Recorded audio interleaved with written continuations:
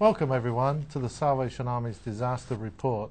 I'm with Jeff Jellets, who is the coordinator of all our disaster services in the Southeast, and we want to give you an update on the service that we're providing down there in Texas and in western Louisiana after Hurricane Ike. Jeff, I'm reading reports that we've already served something like 52,000 meals since the storm came in. And also we have, is it 4 incident command stations? Perhaps you could tell us a little bit about that. This is a big operation, emergency response operation in the wake of Hurricane Ike.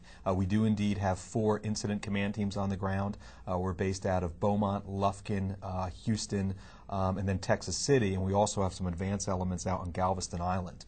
At this stage, because it was fairly recent into the course of the disaster, right now we're really focused on feeding. And as you pointed out, we've served already over 50,000 meals. That number is going to increase dramatically as we increase production and get all our mobile canteens in place.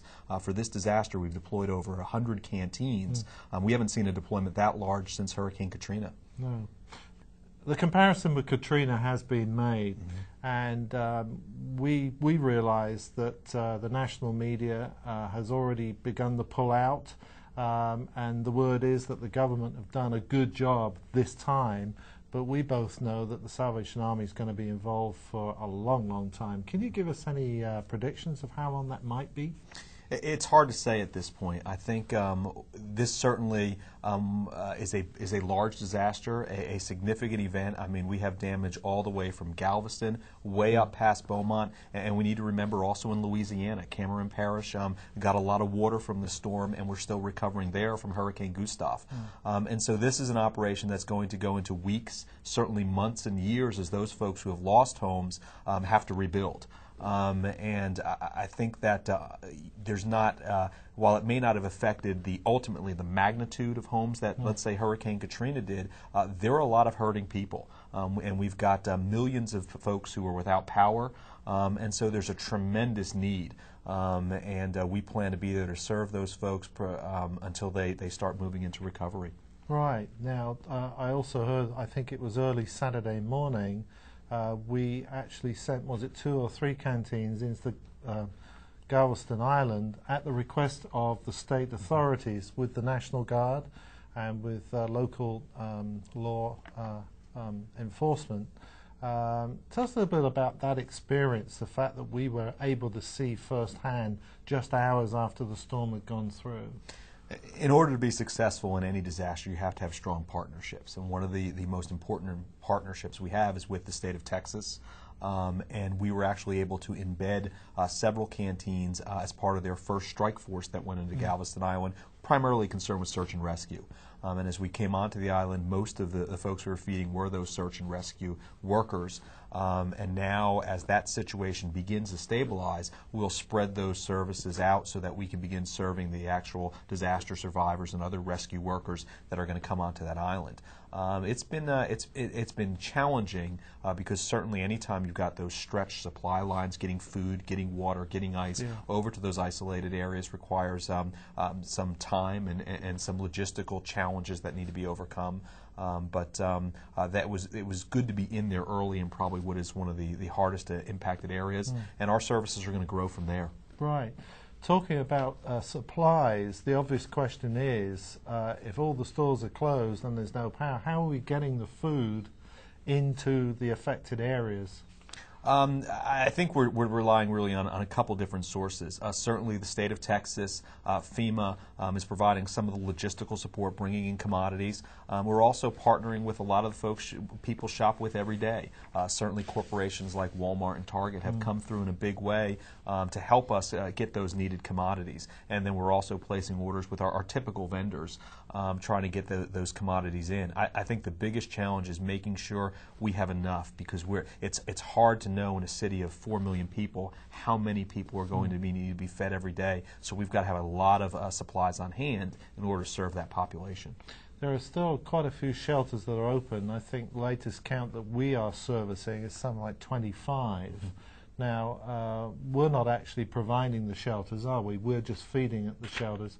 Who are we partnering with in those kinds of things?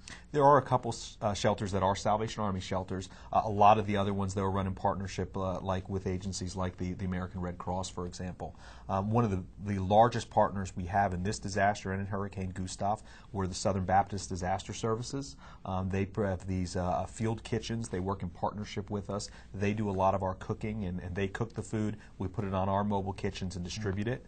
And certainly we've got some help from some unexpected quarters, folks like the Kiwanis clubs. They actually, before this storm, raised enough money to purchase their own canteen. It's a Salvation Army canteen, but it's manned by Kiwanians. And on the corporate side, we actually have 2 canteens that were donated by Federal Express, one of which is serving in Louisiana, another one which was originally from Miami, drove all the way to Texas and is serving in Texas for Hurricane Ike. Right. Now, the obvious question is, how are we able to finance this? And obviously, while the Salvation Army has some reserves to be able to put into practice, they're very, very quickly depleting.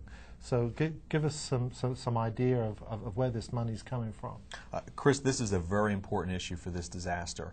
While the media cameras may have faded and at first glance we saw some damage but not as catastrophic as Katrina, it's still a major, major disaster event. And in order to continue to provide the services that people are going to need, we need the support of the general public.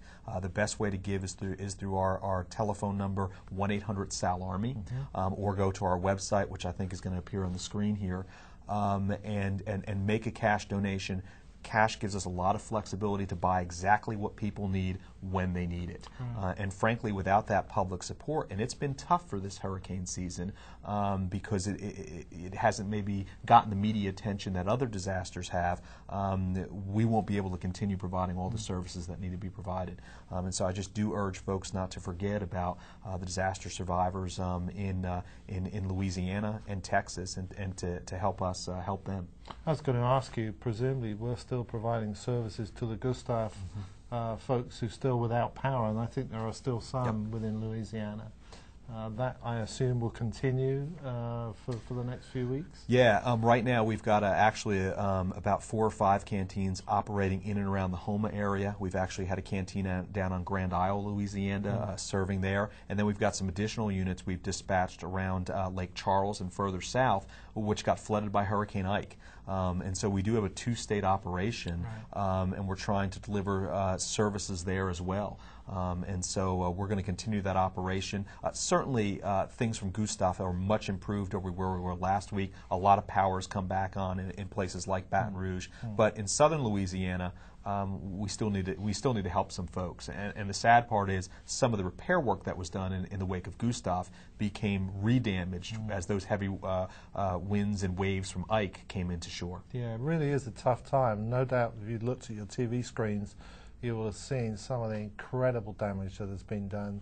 Obviously, homeowners who are stranded, who are evacuated somewhere right now and obviously want to get back as soon as they can, plus all those who are still providing rescue and relief and then long-term recovery. So just as a recap, 1-800-SAL-ARMY is the Salvation Army's information line. Someone there will be able to give you up-to-date information. Or you can go onto our website, salvationarmyusa.org, and you can click onto our Fast Facts page there, which will give you the very latest information on what we're doing and how many meals we've served, and then it will give you an opportunity to consider donating to us. Now, yes, cash is what we really would prefer, because that way we can spend it immediately. We can help the local economy get re-established.